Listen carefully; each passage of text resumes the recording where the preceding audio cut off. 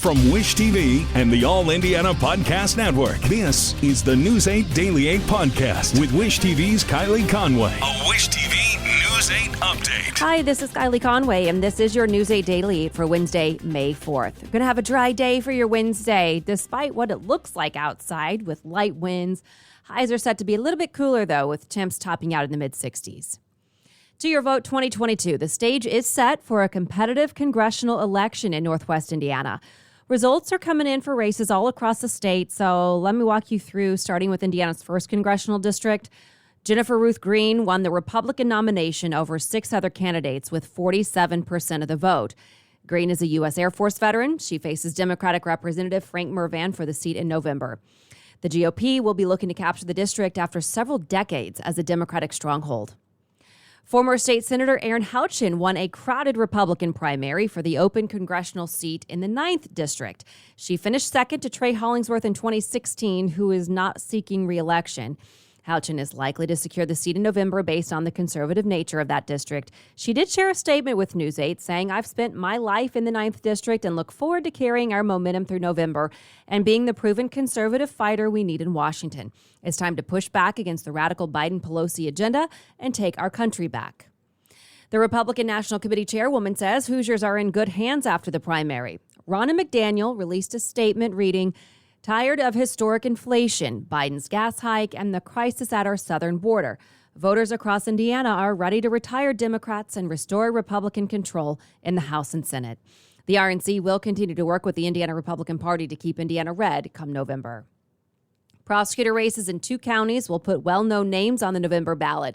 Greg Garrison wins in Hamilton County. The longtime attorney and WIBC talk show host beat 3-term incumbent Lee Buckingham. Garrison took 59% of the vote. He got several high-profile endorsements, including one from former Vice President and Indiana Governor Mike Pence. There are no Democrats on the November ballot. In Johnson County, Lance Hamner is poised to be prosecutor again. He beat the incumbent Joseph Villanueva. Hamner got 58% of the votes. He was first county prosecutor for many years before running for judge. Current Republican state lawmakers held off most challenges from hard-right conservatives or so-called liberty candidates. 2 exceptions. Julie McGuire has a strong lead over Representative John Jacob in the House District 93 race on the south side of Indianapolis. Craig Snow dominated Kurt Nisley for the Republican nomination in District 22, which covers Wabash and Kosciuszko County, taking 73% of the vote. Kate Sweeney Bell is on her way to winning the Democratic primary race for Marion County Clerk. She has 56% of the vote over former State Senator Billy Burrow. Bill is the current Marion County Democratic Party chair. She has faced backlash over her dual roles as party head and an elected official. She's also the Marion County recorder. Bell has said she plans to step down from her party leadership job if she wins. Voters approved several school referendums. The construction and operating referendums passed for Lebanon schools. Edinburgh and Mount Vernon passed operating referendums. Franklin and Perry Township races aren't decided yet, but Franklin Township is leaning no. Perry Township is leaning yes. The district says in a statement, "This means the community understands the importance of quality education. We consider the yes vote a win-win for not just the students, teachers, and staff, but the community as a whole." And we're seeing the potential power of a Donald Trump endorsement play out in Ohio. Author J.D. Vance won the state's GOP Senate nomination overnight. Vance spent much of his campaign behind in the polls until Trump's backing last month. Now, Ohio's Republican Governor Mike DeWine did not receive Trump's endorsement, but he did still secure the party's nomination for a second term. DeWine will take on Democrat Nan Whaley. All right, a local food pantry is offering some insight into how an upcoming change could affect families in need. Emergency SNAP benefits, first introduced as a pandemic safety net, will expire at the end of this month. Lakin McGee spoke to Gleaner's Food Bank representative on Daybreak this morning to learn more. So moving forward, starting in June, these emergency SNAP benefits, they're actually going away. So like I was mentioning, in June, those SNAP benefits, they're going to be going back to what they were pre-pandemic, which is going to be based on eligibility factors. Joining me is Sarah Wilson here. She is a nutritionist. So just explain these SNAP benefits, the emergency ones. What kind of impact did that make on people? And with it going away, how's that going to affect them? So the emergency authorization allowed families to receive the maximum SNAP benefits, which was a huge benefit throughout the pandemic. And with these inflation prices happening at the grocery store, it was very helpful for families to be able to stretch their food budget and provide more nutritious foods for their families. So with them going away, we can see all of us are feeling the stretch of this inflation happening currently. But I think families will have to implement more strategies for saving money on their food budget. Yeah, and this is some of the food that is available at Gleaner. So exactly, you mentioned it, stretching that budget. How can people do that? Luckily, there are lots of really simple ways to do that. So just looking for opportunities to save money at the store, whether that's shopping sales, using coupons, comparing brands or different forms of food, and also utilizing other community resources to stretch your food budget as well as to get more fresh produce. And we mentioned Fresh Bucks when we were talking a little bit ago. Fresh Bucks, just explain real quick what that is. Yeah, Fresh Bucks is a great program that will actually double your SNAP dollar at local farmers markets. So you can get double the amount of fresh, local, seasonal produce from local growers, which is a wonderful way to get more nutrition. Okay, awesome. So that's a good way, especially now with the emergency SNAP benefits going away. So thank you. We appreciate it. Again, that was Lakin McGee reporting this morning on Daybreak. And today, the Federal Reserve is set to announce its next move. Most Fed watchers expect the sharpest interest rate hike in more than 2 decades, 0.5% on the key bank-to-bank lending rate. The goal is to lower inflation without bringing on a recession. This is a situation where wages have moved up at the highest rate in a very long time, and people are able to quit their jobs and move to better paying jobs. Federal Reserve Chairman Jerome Powell says a recession is not inevitable and the Fed is trying to achieve a soft landing. Home prices are still rising in most cities. The National Association of Realtors says it tracked 185 metro areas in the first quarter of 2022. 70% saw double-digit growth home prices compared to the same time last year. The median price of a single-family home was about $368,000, up nearly 16% from last year. Mortgage payments are also rising, up 30% from last year. Cummins is reporting a loss since shutting down operations in Russia. The company confirmed yesterday that suspending operations in the country cost the company $158 million in March alone. It decided to shut down work in the country on March 17th as protests over the invasion of Ukraine continue. Cummins' board of directors condemned the invasion in a statement, saying it put millions at risk. And Ukraine says a Russian strike hit at least 2 Russian military positions on the installation known as Snake Island. It's not clear when the strikes happened. Snake Island gained notoriety at the beginning of the invasion when Ukrainian guards refused to surrender to Russian soldiers. The Biden administration says WNBA player Brittany Griner is being wrongfully detained in Russia. This means the United States can be more aggressive pushing for her release. The Office of Special Presidential Envoy for Hostage Affairs is now handling the case. Griner was arrested in February at Moscow airport. Russian officials say she was smuggling a non-approved vape device. A new settlement aims to end the dispute between the Trump Organization and Washington, D.C. over the 2017 inauguration, over allegations of misspending inauguration funds. The total settlement is for $750,000. The organization will pay $400,000.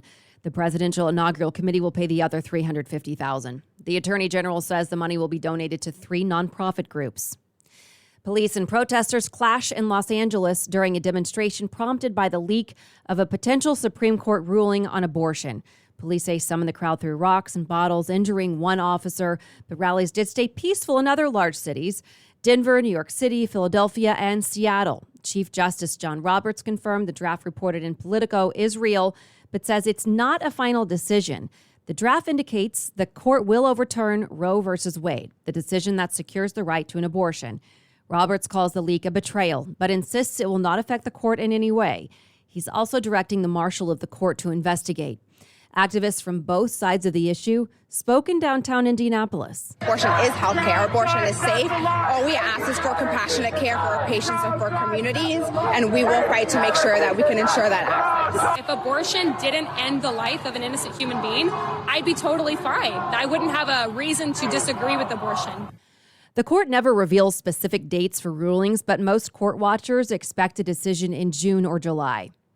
Some state lawmakers want Indiana to act quickly if the Supreme Court does overturn Roe. Several Republicans are calling for a special session to ban procedures here.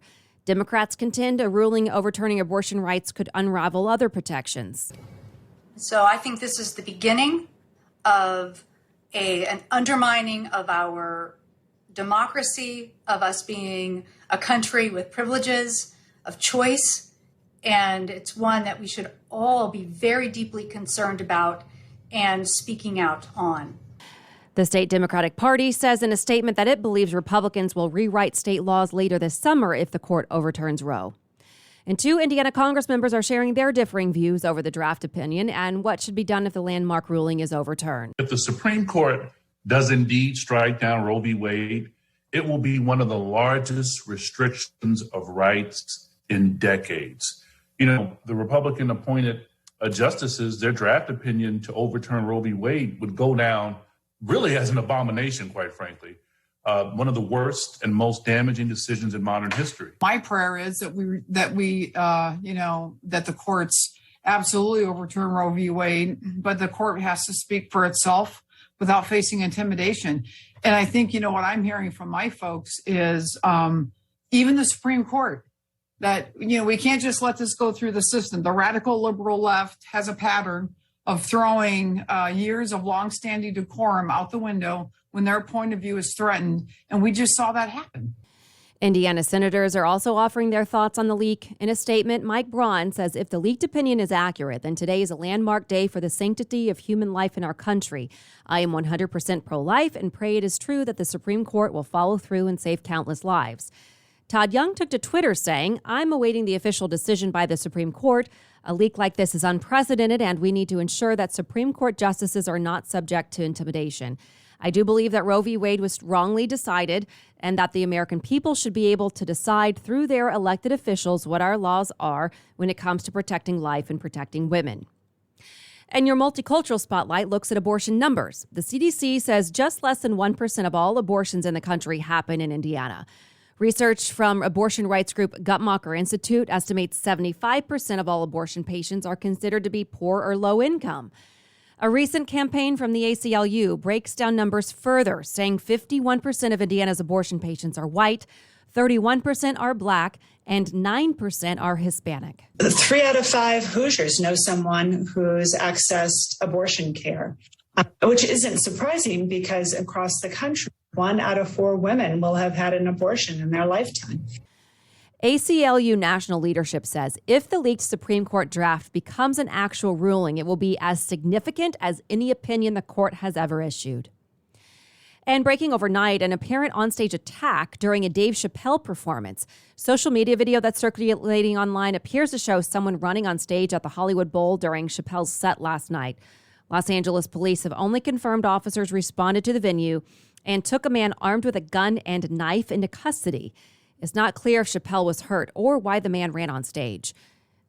The casino in Anderson is expanding. The owner, Caesars Entertainment, is sharing a look at the future. More table games and slot machines, a new high-limit room, a new bar, and another restaurant. Caesars says the project will cost $39 million and should be open by July of 2023. And the 500 Festival will wave the checkered flags on Monument Circle this morning as the countdown to the Indy 500 is on. It all starts at 11 o'clock. Festivities will be until 1 o'clock this afternoon. You can see and hear the roar of 500 Festival cars there. There will be food trucks, an appearance by Colts punter Pat McAfee, former punter Pat McAfee, I should say, and surprise guests. It's like it is see the mayor there and some other key figures in the community to get into the spirit. There will be 2 grand prize winners announced too. The month of May coloring contest will be announced. Again, that is from 11 to 1 today down on Monument Circle. It's lots of fun. This has been your News 8 Daily 8 for Wish TV. I'm Kylie Conway, online at wishtv.com, and follow us on Facebook when you search Wish TV. This is the News 8 Daily 8 podcast with Wish TV's Kylie Conway. A Wish TV News 8 update on demand. For even more, on demand and on the go. Connect with Wish TV on Facebook at wishtv.com and on the free Wish TV mobile app. Thank you for listening. And be sure to like, subscribe, and follow this podcast for updates every weekday morning on the All Indiana Podcast Network and wherever you get your podcast.